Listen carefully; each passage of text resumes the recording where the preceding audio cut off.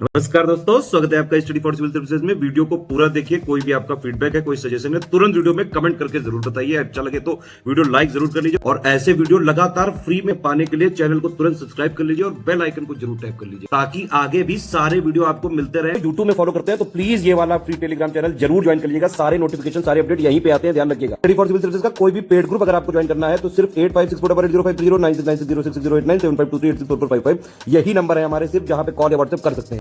Instagram पे हमारा page जरूर फॉलो कर लीजिएगा, studyforcivil.services है।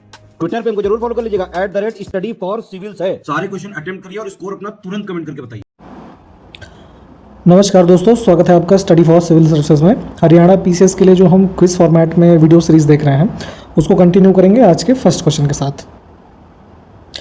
तो यहाँ पे हम कोशिश ये करेंगे कि इसको क्वेश्चन आंसर फॉर्मेट में देखेंगे, जहाँ पे डिटेल्स की ज़रूरत होगी आपको बताया जाएगा। तो पहला क्वेश्चन है कि निम्न में से किस संप्रदाय ने ब्राह्मणों के विशेषाधिकारों की तीव्र आलोचना की थी। ठीक है, तो देखेंगे तो एंशियंट टाइम से ही ब्राह्मण सेक्ट जो है ये काफ़ी जो है सुपीरियर माना जाता है और इनके पास काफ़ी सारे प्रिविलेजेस हैं। ठीक है, तो उसी क्रम में यहाँ पे जो है ब्राह्मणों के विशेषाधिकार तथा जो कास्ट सिस्टम है इन सबको जो है खंडित करने का या कह लीजिए क्रिटिसाइज करने का काम किया था ये नाथपंथी संप्रदाय ने। ऑप्शन डी हमारा जो है ये करेक्ट हो जाएगा। ठीक है, नॉर्थ इंडिया में बेसिकली ये जो है प्रिवेलेंट थे, देखेंगे एंशियंट टाइम्स में। और जो ये आपका हिंदू योगी गोरखनाथ हैं इनके फॉलोअर थे। ठीक, तो इसको भी ध्यान रखिएगा। अगला देखेंगे कि टोक्यो ओलंपिक्स 2020 का जो हुआ था 2021 में। ठीक है, तो यहाँ पे मीराबाई चानू ने जो भारोत्तोलन में कितने किलोग्राम भार वर्ग में रजत पदक जीता था। ठीक है, तो कैटेगरी पूछी जा रही कि जो इनका वेट कैटेगरी था तो ये 49 केजी जो कैटेगरी थी उसमें इन्होंने मेडल जीता था। ठीक, तो ऑप्शन हम ए को चुनेंगे। टोक्यो ओलंपिक्स 2020 में महिला मुक्केबाजी में कांस्य पदक जीतने वाली जिनका नाम है लवलीना बोरगोहेन। ठीक है, काफ़ी चर्चा में रही थी ये।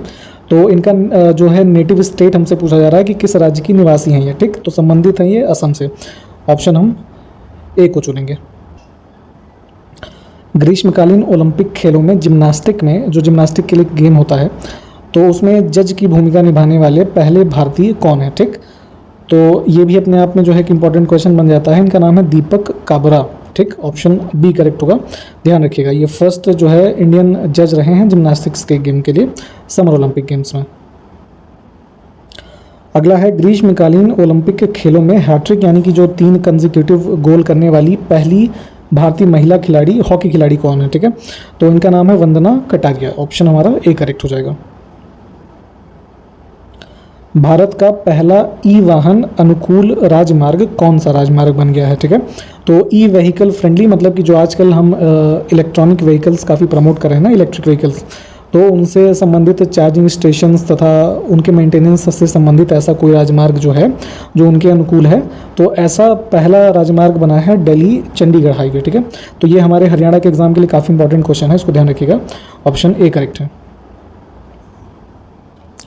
अगला देखिए, निम्नलिखित में से कौन सा बंदरगाह ई कार यानी कि इलेक्ट्रिक कार सुविधा शुरू करने वाला पहला बंदरगाह बन गया है। ठीक है, तो ये थोड़ा पुराना करंट अफेयर्स का एक क्वेश्चन है। चूंकि एग्ज़ाम हमारा काफ़ी जो है डिले हो चुका है तो इसमें करंट अफेयर्स का स्कोप बहुत ज़्यादा है। ठीक है, तो हमें जो है जब से एडवर्टीजमेंट आया है तब से लेकर के अब तक का लगभग करंट अफेयर्स पता होना चाहिए। ठीक है, तो उसी क्रम में देखेंगे इस क्वेश्चन के लिए आंसर हमारा हो जाएगा VO चिदम्बरनार पोर्ट। ठीक है, यहाँ पे अगस्त 2021 में 3 इलेक्ट्रिक जो कार्स हैं इनको जो है इंट्रोड्यूस किया गया था वहाँ के ऑफिसर्स के मूवमेंट के लिए। ठीक है, तो हमारा ऑप्शन ए करेक्ट हो जाएगा। ये तमिलनाडु में ये हमारा पोर्ट है, तो इसको ध्यान रखिएगा। ठीक, तो इसमें 3 कार शुरू में जो है इसको इंट्रोड्यूस किया गया था, लेटर ऑन जो है और भी कार यहाँ पे इंट्रोड्यूस किए जाने हैं। ठीक, तो इतना अभी हमारे लिए इंपॉर्टेंट है, ऑप्शन ए करेक्ट है।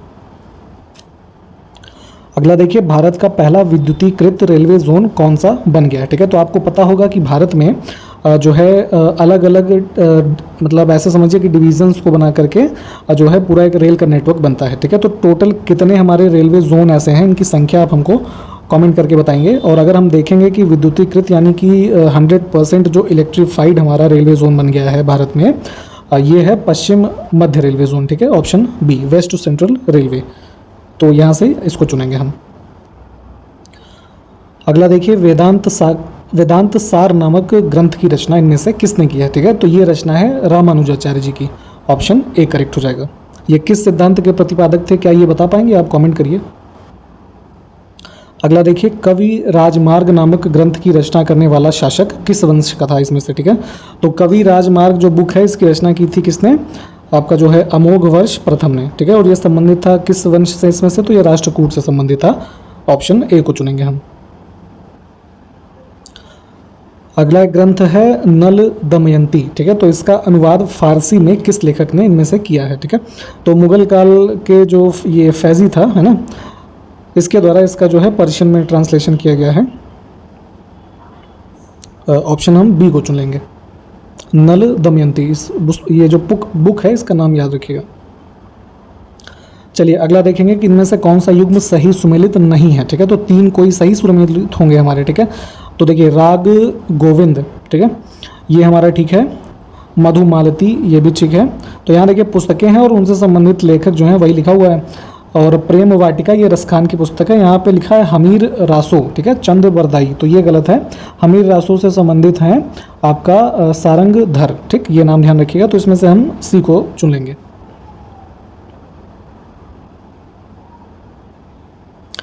अगली एक पुस्तक है तबकाते अकबरी, ठीक है। इसके लेखक का हमको नाम बताना है। तो ये निज़ामुद्दीन अहमद की पुस्तक है। ऑप्शन ए को चुनेंगे हम। अगला है कि प्रधानमंत्री नरेंद्र मोदी ने भारत में नोटबंदी की घोषणा किस वर्ष में की थी, ठीक है। तो डीमोनेटाइजेशन की बात हो रही है। तो प्रधानमंत्री मोदी के जो द्वारा की गई थी वो 8 नवंबर 2016 को की गई थी, ठीक है। तो यहाँ पे हम बी को चुनेंगे। इसके अलावा भी जो है भारत में पहले डीमोनेटाइजेशन हो चुके हैं, तो वो कब कब हुए हैं जरा ये हमको कमेंट करके बताइए। अगला है हसदेव और जोंक, ये 2 नदियों के बारे में हमसे पूछा जा रहा है कि ये किस राज्य में पाई जाती हैं या फिर बहती हैं, ठीक है। तो ये हसदेव और जोंक रिवर्स जो हैं ये छत्तीसगढ़ से संबंधित है। ऑप्शन बी को चुन लेंगे हम। अगला देखेंगे आर्थिक मामलों की कैबिनेट समिति यानी cabinet committee on economic affairs जो है, तो इन्होंने रबी मार्केटिंग सीजन 2022-23 के लिए पूछा जा रहा है कि गेहूं का जो मिनिमम सपोर्टिंग प्राइस है ना, ये कितने रुपए प्रति क्विंटल निर्धारित किया है। तो यहाँ पे हम सिर्फ जो है फिगर को देखेंगे। प्रति क्विंटल गेहूं के लिए इस समय अवधि के लिए जो दाम है वो था 2015 रुपये। तो यहाँ से सी ऑप्शन को चुनेंगे। अगला है कि ड्यूटीरियम और ट्रिटियम ये दोनों क्या हैं, ठीक है, इनको देख लीजिए। तो आइसोटोप्स के बारे में आपने पढ़ा होगा। तो ये दोनों आइसोटोप है किसको, हमारे हाइड्रोजन के। तो ये हमें बी ऑप्शन में मिल रहा है, इसको चुनेंगे। अगला देखें कि 2011 की जनगणना अनुसार निम्न में से किस राज्य में लिंग अनुपात यानी कि प्रति 1000 पुरुषों की तुलना में महिलाएं 1000 से अधिक हैं, ठीक है। तो देखिए सेक्स रेशियो क्या होता है, इसकी डेफिनेशन होती है कि जो है 1000 पुरुषों पे कितनी महिलाएं हैं, ठीक है। तो अभी चूंकि हमारे पास नया सेंसस का आंकड़ा नहीं है तो 2011 वाला ही एग्जाम में पूछा जाएगा। तो इसमें देखेंगे केरला राज्य जो है यहाँ पे सेक्स रेशियो था 1084, है ना। तो हम बी को जो है चुन लेंगे यहाँ से।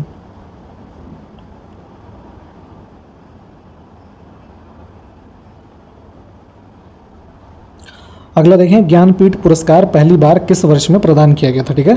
तो एक साहित्यिक अवार्ड जो भारत में हमारे ये प्रदान किया जाता है ज्ञानपीठ पुरस्कार, तो सबसे फर्स्ट टाइम ये दिया गया था 1965 में। डी ऑप्शन जो है इसको चुनेंगे। पहले विनर कौन थे, तो इनका नाम था जी शंकर कुरूप, ठीक है। और अभी जो सबसे मोस्ट रिसेंट हम देखेंगे किसको मिला है, तो इनका नाम था दामोदर मौजो, ठीक है। तो ये नाम भी ध्यान रखिएगा। अगला देखिए कि यूएनएससी का मुख्यालय कहाँ पर है, हमसे ये पूछा जा रहा है, ठीक है। तो यूएनएससी क्या है, यूनाइटेड नेशंस सिक्योरिटी काउंसिल, ठीक है। तो जो हमारे 6 प्रिंसिपल ऑर्गन्स हैं यूनाइटेड नेशंस के, ठीक है, उनमें से एक है ये। और अगर हम बात करें कि ये कहाँ पर सिचुएटेड है, तो ये है हमारा न्यूयॉर्क में, ठीक है। ऑप्शन हमारा ए जो है ये करेक्ट हो जाएगा। और बाकी बेसिक इन्फॉर्मेशन आपको इसके बारे में पता होनी चाहिए कि जो है 24 अक्टूबर 1945 में फॉर्मेशन हुई इसकी, ठीक है। और 5 इसके जो है परमानेंट मेंबर्स हैं, ठीक, जो कि कौन कौन से हैं, चाइना है, फ्रांस, रशिया, यूके, यूएस, ठीक है। और इंडिया अभी देखेंगे तो वर्तमान में इसके नॉन परमानेंट मेंबर्स में जो है शामिल है। तो ये सब इन्फॉर्मेशन पता रखिएगा। भारत के संविधान की प्रस्तावना में निम्न में से कौन सा शब्द सम्मिलित नहीं है, ठीक है। तो प्रियम्बल आपको पता होनी चाहिए। तो प्रियम्बल में आप देखेंगे तो जस्टिस के बारे में बात की गई है, 3 प्रकार के जस्टिस, सोशल, इकोनॉमिक, पॉलिटिकल, है ना। और सॉवरेनिटी की बात की गई है, फ्रेटर्निटी की बात की गई है ना। कैपिटलिस्ट यानी कि पूंजीवादी शब्द जो है ऐसा यहाँ पर कुछ भी नहीं है हमारे प्रियम्बल में।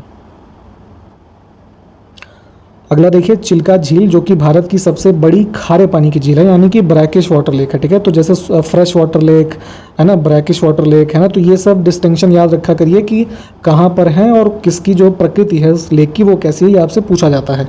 तो चिल्का लेक के बारे में कहा जा रहा है, तो सबसे जो है लार्जेस्ट ब्रैकिश वाटर लेक है भारत में, और कहाँ पर है तो उड़ीसा में है। तो ये उड़ीसा हमारे जो है ऑप्शंस में है नहीं, तो नन ऑफ दी एबव जो है इसको चुनेंगे हम। 2011 की जनगणना के अनुसार भारत का सबसे कम जनसंख्या वाला राज्य में से कौन सा है, ठीक है, लीस्ट पॉपुलेटेड स्टेट। तो अगर हम बात करेंगे तो इन दिए हुए ऑप्शंस में से और ओवरऑल भी सिक्किम जो है ये सबसे लीस्ट पॉपुलेटेड स्टेट था। अराउंड 6.5 लाख के आसपास इसकी जो टोटल पॉपुलेशन थी 2011 के सेंसस के अनुसार, ठीक। तो इसको याद रखिएगा।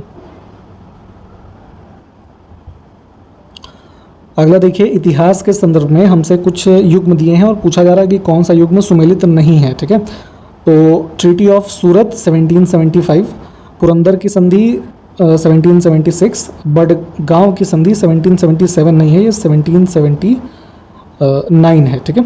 और बाकी सालबाई की संधि 1782 है, मराठास वाली, ये बिल्कुल ठीक है। तो बडगांव की संधि जो है ये हमारी सही नहीं थी, इसको चुनेंगे। किसके किसके बीच ये संधि हुई थी जरा कमेंट करिए। तो अगला है वेसुवियस ज्वालामुखी निम्न में से किस देश में स्थित है, ठीक है। तो ये है हमारा इटली में, वोल्केनो की बात हो रही है। विश्व की सर्वाधिक लंबी पर्वत श्रृंखला जो है इनमें से कौन सी है, ठीक है। माउंटेन रेंजेस जैसे इंडिया में आप देखते हैं ना इधर हिमालय है, तो वैसे ही माउंटेन रेंज अगर हम देखेंगे वर्ल्ड में सबसे लंबी जो है कौन सी है, तो ये है एंडीज, ठीक। बी ऑप्शन करेक्ट हो जाएगा। साउदर्न अमेरिकन जो कॉन्टिनेंट है यहाँ पे ये स्थित है, और इसमें देखेंगे कि सबसे हाईएस्ट पीक जो है इसका है ना एलिवेशन, वो लगभग 6900 मीटर है, माउंट एकांकागुआ है ना, जो कि कहाँ है, अर्जेंटीना में, इसको ध्यान रखिएगा, ठीक। तो एंडीज जो है हमारा ये करेक्ट आंसर था। अगला देखिए टेरा रोसा का प्रारूपिक विकास उस भूभाग में होता है जिसमें क्या होता है, ठीक है।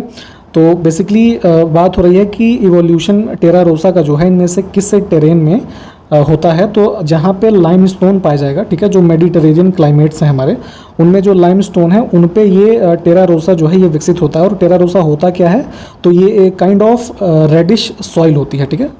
तो ये ध्यान रखिएगा, मिट्टी होती है। तो ऑप्शन हम ए को चुन लेंगे।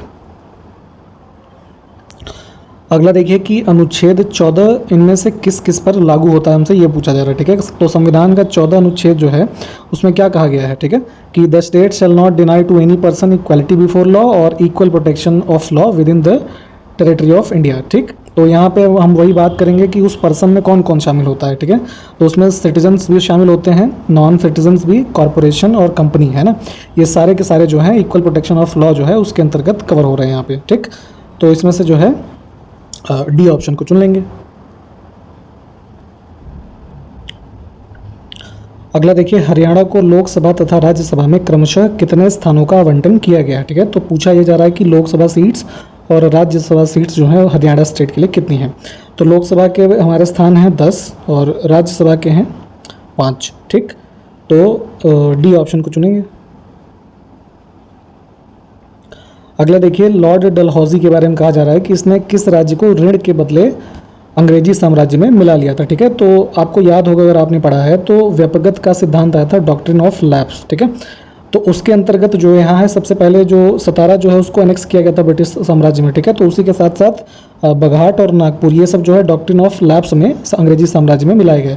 वहीं हम बात करेंगे बेरार की, तो इसको जो है यानी कि लोन के बदले, ऋण के बदले अंग्रेजी साम्राज्य में मिलाया गया था, ठीक। तो इसमें से ए ऑप्शन जो है इसको चुन लेंगे हम। अगला है the last Tempest of India, किसकी कृति है इनमें से, ठीक है।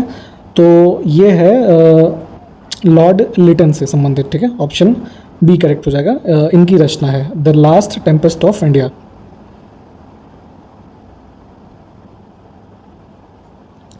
अगला देखिए संयुक्त राष्ट्र सुरक्षा परिषद की स्थापना 1945 में संयुक्त राष्ट्र चार्टर द्वारा की गई थी, ठीक है। तो ये अब इसमें ये पूछा जा रहा है कि यह संयुक्त राष्ट्र के कितने प्रमुख अंगों में से एक है, ठीक है। तो सिक्योरिटी काउंसिल के बारे में अभी हमने ऊपर भी एक क्वेश्चन देखा था, उसमें आपको बताया था कि जो हमारे यूएन है तो उसके 6 प्रिंसिपल ऑर्गन्स में से एक है सिक्योरिटी काउंसिल, ठीक है। ऑप्शन हम यहाँ पे डी जो है इसको चुनेंगे, ठीक। तो 6 ऑर्गन्स जो हैं ये आपको पता होने चाहिए कौन कौन से हैं। तो जिसमें आपका जनरल असेंबली है, सिक्योरिटी काउंसिल हो जाता है दूसरा, तीसरा है the economic and social council, फिर चौथा होता है ट्रस्टीशिप काउंसिल, फिर आपका सेक्रेटेरिएट, और जो छठा है इंटरनेशनल कोर्ट ऑफ जस्टिस। ठीक है, तो 5 जो हैं वो कहाँ पे हैं, न्यूयॉर्क में, और जो इंटरनेशनल कोर्ट ऑफ जस्टिस है ये है हमारा इसमें नीदरलैंड में, हेग में। ठीक है, तो ये सभी ध्यान रखिएगा। अगला है द रूल ब्रेकर्स पुस्तक के लेखक इनमें से कौन है। ठीक है, तो ये पुस्तक है प्रीति शेनॉय की, बी ऑप्शन करेक्ट होगा। अगला देखिए, निम्न में से कौन सी एक संघीय सरकार की विशेषता नहीं है। ठीक है, तो फेडरल गवर्नमेंट की अगर हम बात करेंगे तो फेडरल से संबंधित मतलब यही है कि इसमें राज्यों से जो है संबंध होता है केंद्र सरकार का भी। ठीक है, तो फेडरल गवर्नमेंट में रिटन कॉन्स्टिट्यूशन, ठीक है, और डुअल गवर्नमेंट और सुपरमेसी ऑफ द कॉन्स्टिट्यूशन, ये सब फीचर्स होते हैं। यूनी कैमरल लेजिस्लेचर नहीं होगा फेडरल गवर्नमेंट के लिए। आपका जो है बाई कैमरल लेजिस्लेचर, यानी कि जैसे लोकसभा और राज्यसभा है ना, तो इस प्रकार से कुछ होना चाहिए। ये यूनिकैमरल लेजिस्लेचर जो है एक सदनी विधानसभा, ये हमारा जो है केंद्रीय गवर्नमेंट यानी कि जो है यूनिटरी फॉर्म ऑफ गवर्नमेंट है उसकी विशेषता होती है। अगला है एक्जिमा रोग का संबंध मानव शरीर के निम्न में से किस भाग से होता है। ठीक है, तो एक्जिमा बेसिकली एक स्किन डिजीज है ना, जो है ऐसे रैशेज और खुजली वगैरह से संबंधित। ए ऑप्शन करेक्ट है। अगला देखेंगे कि सड़कों को पक्का करने के लिए किस पेट्रोलियम उत्पाद का उपयोग किया जाता है। ठीक है, तो जो रोड वगैरह बनती हैं, ठीक है, तो उनको एक तरीके से हार्डन करने के लिए, उनको जो है सॉलिड फॉर्म एक अच्छा देने के लिए, मजबूत करने के लिए बिटुमेन का जो है उपयोग किया जाता है। ठीक है, जैसे एक प्रकार का आपका ये नहीं होता, क्या बोलते हैं उसको, डामर जो होता है। ठीक है, तो उस प्रकार के रूप में इसको यूज़ करते हैं। अगला देखेंगे कि पूर्वी भारत का प्रमुख नवपाषाण कालीन स्थल कौन सा है इनमें से। ठीक है, तो नियोलिथिक साइट के बारे में हमको बताना है, तो ये है चिरान। ठीक है, वर्तमान में जो आप बिहार स्टेट देखते हैं उसके सारण डिस्ट्रिक्ट जो है वहाँ पे स्थित है ये। ठीक, तो ऑप्शन हम बी को चुन लेते हैं। अगला देखिए, राजस्थान का बागौर तथा मध्य प्रदेश का आदमगढ़, ठीक है, इन दोनों स्थलों का संबंध किस काल से है। ठीक है, ये हमसे पूछा जा रहा है। तो ये दोनों संबंधित है हमारा मध्य पाषाण काल यानी कि मेसोलिथिक पीरियड से। Option A. अब इंडस वैली सिविलाइजेशन में देखेंगे कि मोहनजोदड़ो की सबसे बड़ी इमारत कौन सी थी। ठीक है, तो इमारत नहीं, मतलब ऐसे समझेंगे कि जो है बिगेस्ट स्ट्रक्चर हमें यहाँ से कौन सा मिला है, तो ये है अन्नागार। ठीक है, ग्रेनरी है ना, तो ऑप्शन हम बी को चुनेंगे। हाल ही में भारत ने किस देश को हराकर दुबई में अंडर 19 एशिया कप का खिताब जीता है। ठीक है, तो क्रिकेट का एक अंडर 19 वर्ल्ड कप होता है। ठीक है, तो इसमें भारत ने जीत दर्ज की थी श्रीलंका को हराकर। ठीक है, दिसंबर 2021 की न्यूज़ है।